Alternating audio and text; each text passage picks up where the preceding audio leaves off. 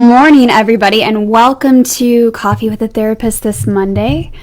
It is raining and thundering here in Wichita, Kansas, so you might actually hear that in the background. It's a little neat. I've been kind of enjoying it. Me and Nora are just kind of looking out the window and starting our week off, enjoying the thunderstorm rolling in. It's quite interesting to watch it, so I hope you guys are enjoying your Monday morning as well.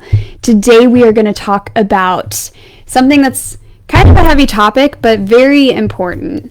The third most requested thing I received on TikTok, after I was talking about boundaries, that was the most requested.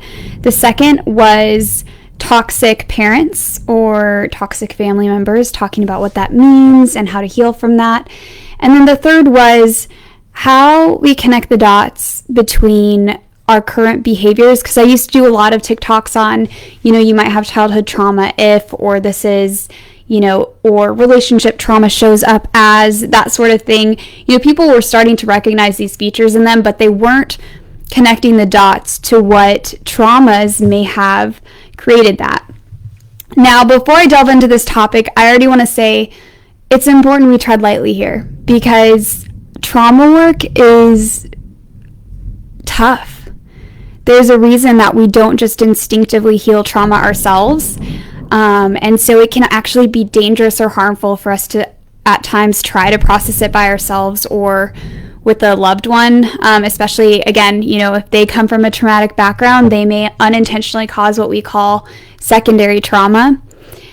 And so I just want to give a word of caution that if things are starting to come up, or if as we're talking about these different things, it's hitting you in a certain kind of way, please, please, please reach out to a professional and work with somebody who works specifically with trauma, a licensed therapist or a coach if they, have done their work and that they know how to do things. I'm not against coaches, but I am for making sure you do your homework and ensuring that they are a good fit.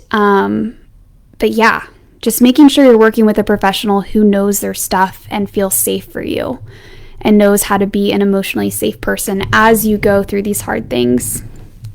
So, without further ado, today I wanted to talk about some of the more obvious childhood trauma experiences, and I felt like I would be remiss if I don't talk about ACEs. And many of you might have heard about ACEs, but I want to talk about it again, and even the things that counter ACEs, because I want to end this one on a hopeful note. In my next video, I'm going to go into some of the more subtle ways that trauma can happen in childhood or in our early relationships that end up impacting our later relationships. So today's more of the obvious stuff, even though I will admit I did not, when I first even talked about my own childhood, I remember thinking that things were super normal, and I have a fairly high score on this. And I only tell you that not because, I've done work and I'm very grateful for that, and I had a lot of resources and resilience too, so I think that was super impactful and helpful for me, and for many people if they've had a higher number on the ACE score. But I just tell you that so there's hope, that there is hope for healing, and I've experientially done that work too. So let's go ahead and talk about ACEs. And so ACEs was this really robust study that Kaiser Permanente did. I think it was something around 13,000 people. I didn't look up the stats before this video, but that's a very robust study in the social science world. And they followed people throughout their lives, and they scored how they did with different medical measures, with their weight, with their happiness, with their mental health, with their career success, their financial success. They measured all these different things, and they tied them or correlated them to this ACE score. So I thought that was really fascinating and a really great long-term robust study. We're still learning things. They're still collecting data on this. But so far, what we've learned is that the higher your ACE score, the more likely the outcome for even things like early death. I think that was the biggest, most pronounced one, that they were the higher your ACE score, the more likely you are to die early, which is just kind of crazy. So this is not only about mental health, this is also about our physical health, which, if you ask me, they are totally intertwined. and understanding how you might be able to work on different things or process through different traumas so that you can live a longer life and be healthier and be more successful in different areas that you may not have been because you might have had trauma or unresolved trauma holding you back. So let's go ahead and go into it. So the first one is, did a parent ever physically abuse you in your household? And that includes things like pushing, slapping, shoving, just anything that physically was aggressive towards you. The second one is, was there ever verbal abuse, or did you ever feel humiliated by a parent? So did somebody name call you, or just verbally humiliate you? And that's not usually like a one-time thing. This is more of in a fairly consistent fashion. The physical abuse, though, I would say even if it's a one-time thing, that you check, 1 on that. You get a score of 1 on that.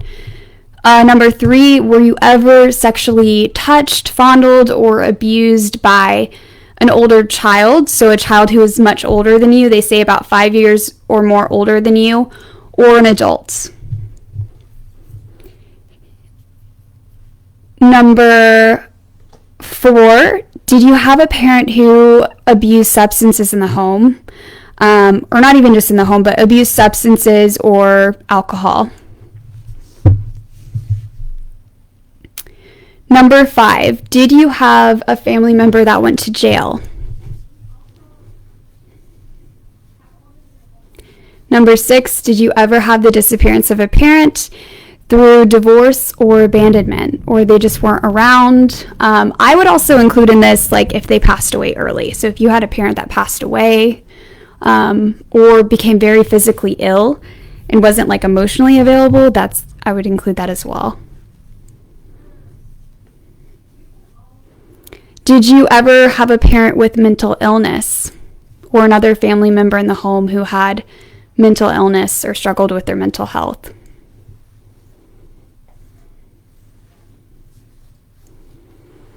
Did you often feel like you weren't loved or important as a child to those in your household? I would be curious to see, they didn't do this, but I would be curious to see how this also matches up with if these happened in school, because school is such an important social impact on kiddos as well. So if you felt unimportant in school or you didn't belong, I would imagine that would be a score of 1 as well, but I don't have the data to back that up. That's just my theory. And then, did you ever witness domestic or community violence in the home?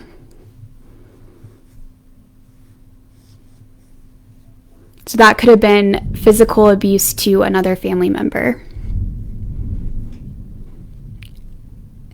And then lastly, were you ever worried about food being on the table or having clean clothes or getting any of your basic needs met? Was that ever a concern of yours as a kid?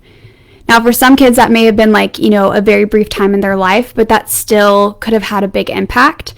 Then for other kids, it might have been a chronic concern for them. They may have really struggled with that and really gotten a lot of their meals from school.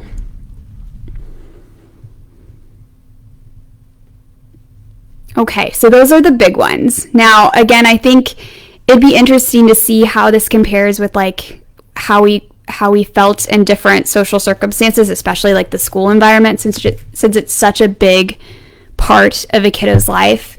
The other thing I would consider too is, even on the last question, maybe there's some variation of this where maybe a kid felt like they knew they would get food on the table, but maybe they were the one kid in school that never wore brand name clothes or just never could have anything extra or wasn't able to go on field trips. I feel like those small nuances could also kind of be on that spectrum. And, it'd be interesting at some point if they're able to kind of hone in on this a little bit more, but this is the data that we have. Now, I told you I was going to end on a hopeful note, and I want to be true to my word. There's a lot of really awesome things that if you take your first score, for this next part, if you also had these things, you can negate 1 for everyone that you have. So these are things and experiences we have in childhood that counter our ACEs. And now this may not be equivalent 1-to-1, but just to kind of understand and wrap your brain around that there's some resources and resilience for kids too. And if you didn't get these, how much more these ACEs, these adverse childhood experiences, are going to impact you compared to a kiddo that had these same experiences, but then had a lot of other support. So let's go ahead and talk about the things that counter ACEs. So number 1, liking and enjoying school. So that probably meant that like you had good social relationships there, and that might have been a place that you found a lot of peace and comfort, fun, play. Having teachers or a mentor who you felt like cared about you. Having other outside activities or outside of school activities where you could have fun and play, maybe a sport or a hobby that you were engaged in. So if you were a kiddo that got to do soccer or played piano, that would be in this category, having one of those. Having a predictable routine or schedule. Having what you felt like was a good friend group or neighbors that you were connected to.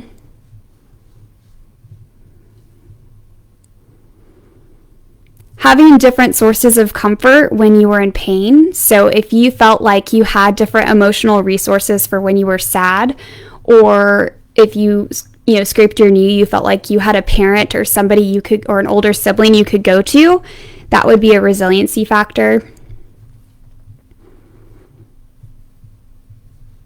Having all your food and physical needs met, or feeling like you were always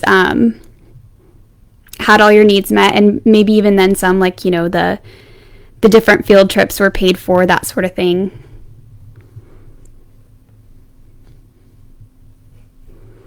And another one that people don't often think about is living in the same household, or maybe just one or two households throughout your childhood. So not moving around much and having stability in the location of where you lived. Okay. I know that was a lot to go through, but I think it is so crucial that we talk about some of these more obvious childhood adverse events and the things that also help to build resilience. I'm really excited to delve into some of the less obvious instances of childhood, trauma or adverse experiences, and we will be delving into that on Wednesday. I hope you guys have a wonderful day. If you have any questions or feedback, please leave it in the comments or feel free to email me. Take care, y'all.